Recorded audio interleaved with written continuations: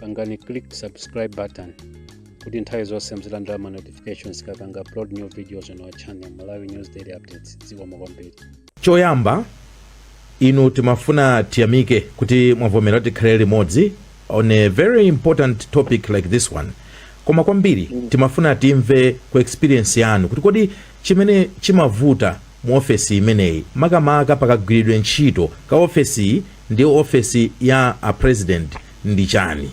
Chifukwa sinimafuna kuti ndiupangire drag kwambiri kunena kuti apapa kodi munthalika koma kwambiri kuti the general understanding kuti kodi chimavuta why are the bottlenecks pamavuta mpati pa ubale wa maofesi awiriwa. Tiyambe pamene kwambira mwachita bwino chifukwa apapa singafune kupanga comment pakati apa zimene zikuchitika pakati pa president ndi a vice president. Ine zimenezo sindipanga comment komano chimene ndinganene nchonena kuti office ya vice president from my experience ndi office ya president amene chabwino vice president the extension ya presidency. Ntchito zimene amagwira pa chizungu chamati delegated amakutuma chifukwa kuti a president ntchito zimene amakhala nazo kuti muyang'ane zimakhala zambiri.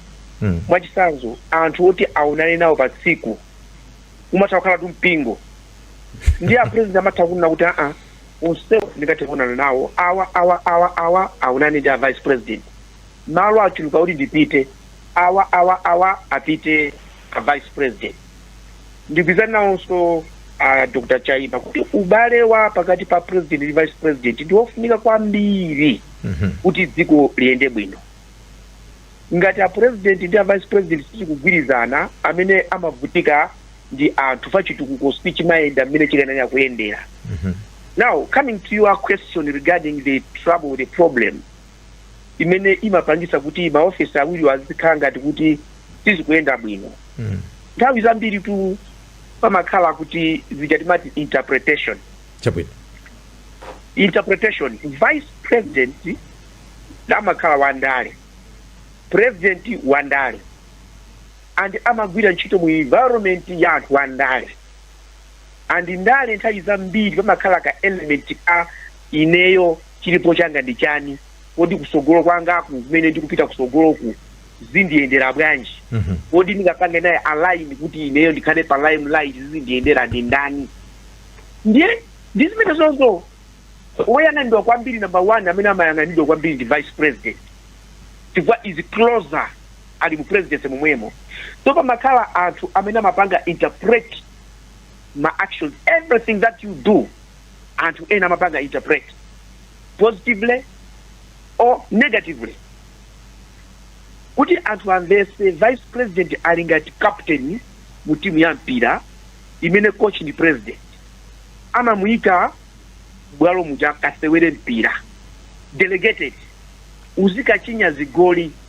Now akayamba kuchinya zigoli zambiri kumastandi kuyamba kumayimba nyimbo zochemerera kuti koma ndiye akuchinya tu zigoli. Ena amamba kumasulira kuti bwana mena kuchinya zigoli mu nyimbo zimene zikuimbidwa mu ugaza kuti zili bwino. Ayamba kumasulira.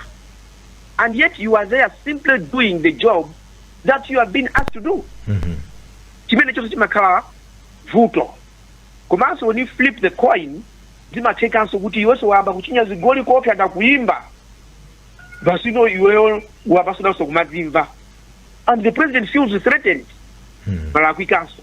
What I'm trying to say, it is the office yoti umatha kuona kuti ndiyo vutirapo. So that is why ineyo ndi vice president I will tell you apapa kuna kuti mukawerenga pa Matthew 10 verse 16 akuti muzikhala ochenjera or wise like a serpent, innocent like a dove. Chifandi kutumizane monga nkhosa kumimbulu mmene mjamndale mnyamuli mimbulu yopya. So you have to be clever, wise like njoka, and be innocent. What I'm trying by innocence, usamunamize president wako as vice president. Be sincere with him. Interpret your actions kwa president wako asamachite kunoga kutani uyu apapa. But interpreters are always there every second interpreting what you are doing. So if you don't interpret your actions to the president himself, zavuta, make yourself available. Iwe usakale ndi chifukwa ndi president, be muntu oti you are sincere and honest. The president wako. The interpreters will always be there. China so chimene chimafuna chona kuti yes, is a delegated person kupanga izi kumaso penda pama tina mpona kuti captain mwamulowesa mpira uja kuchinya zigoli uja anthu akatiya mtulusemwe amba kunyada uta kumutulusamu akale pa bench kumano sumulanda band ya captain ijayi akale captain ali pa bench bombo. That's the difference. Vavu za captains ya alinazo be. The constitution does not allow the president to fire the vice president.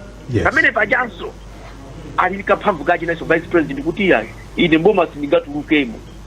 So right honorable Dr. Usi, mwayankhula mmene mayankhulira muja mwayankhula mutipasa mavesi chani nimafuna ndimveno real experience inuyo ndi achakwera mukhulupirira kuti mundagwira nawo bwanji ntchito. Was there a time you felt kuti ubale watu suli bwino, particularly if I draw the example mutayamba kudzudzula kuti mulikatangale bomamu achipani ena nalankhula, we didn't hear the president say anything, but you were there.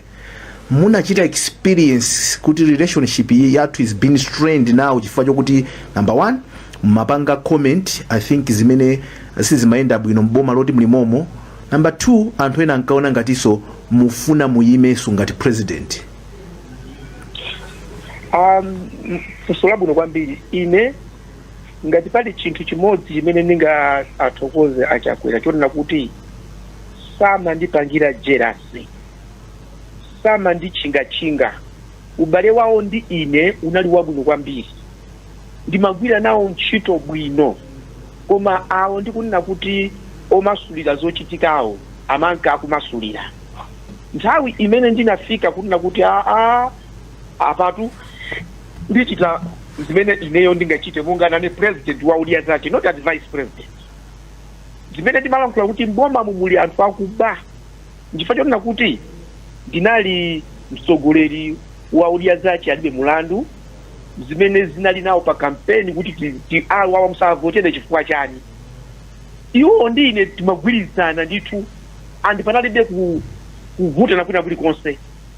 So tikakamba nkhani ya kudzudzula ndimadzudzula fachina kuti anthu anene kudziwa zimene zimachitika, komanso msayiwale ine sinali just vice president.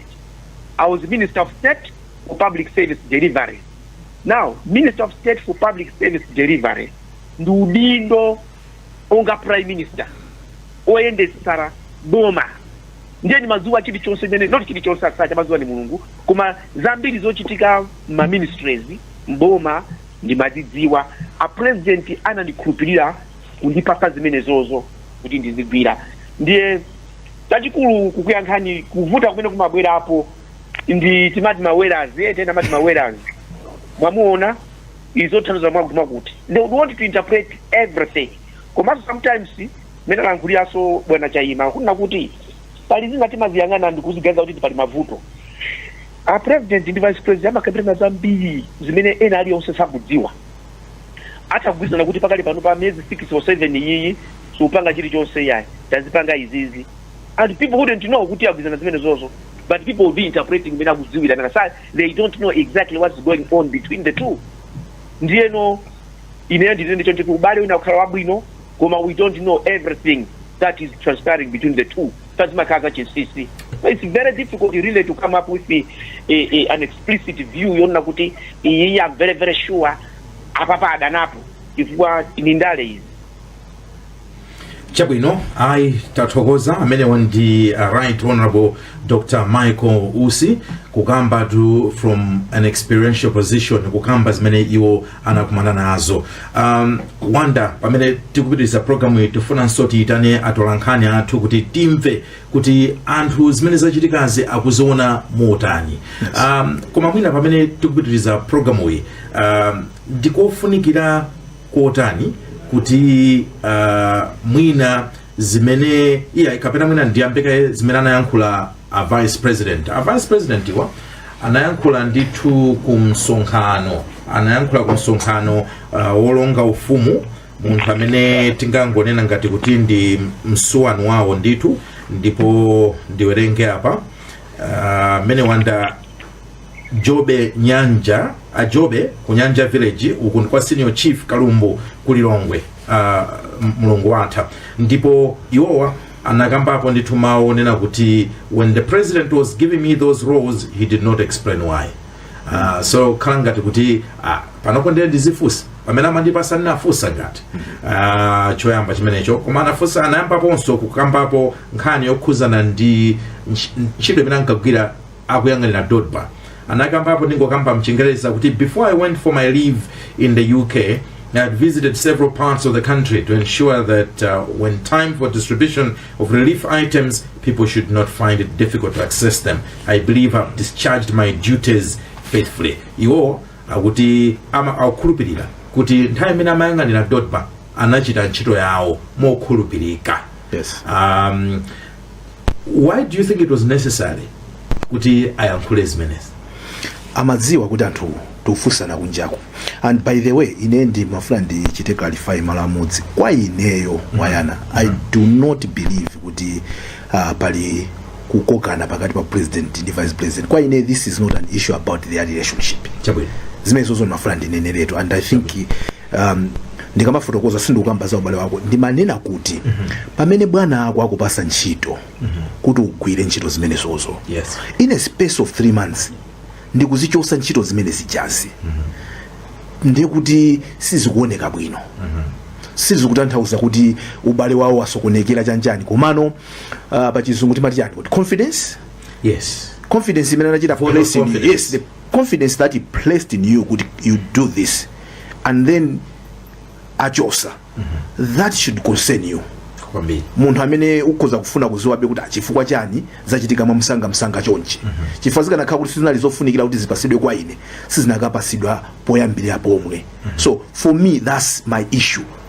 Ubale sukuti akuyenda kuti adane, uta umakhala naye bwinobwino munthu sunadane naye, komano ngati sukukhulupirira china chake uta umuza kuti izi siyani kai, simecho sichidani.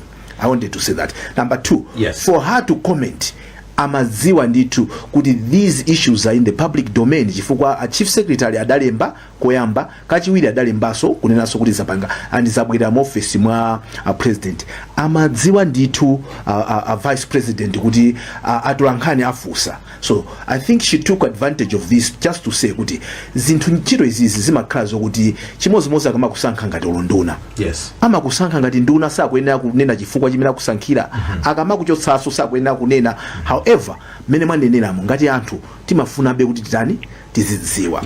Koma ineyo nonkhani yayikulu no imene ndimamwena mwina, I don't know whether we're going to find a chance kuti tonse amene tili pano tichite discuss kodi office ya vice president timayifuna nziko muno. Maybe that's another issue that we can discuss. Pangani click subscribe button kuti nthawi zonse mzilandira ma notifications kapanga upload new videos on our channel Malawi News Daily Updates. Ziwa kwambiri.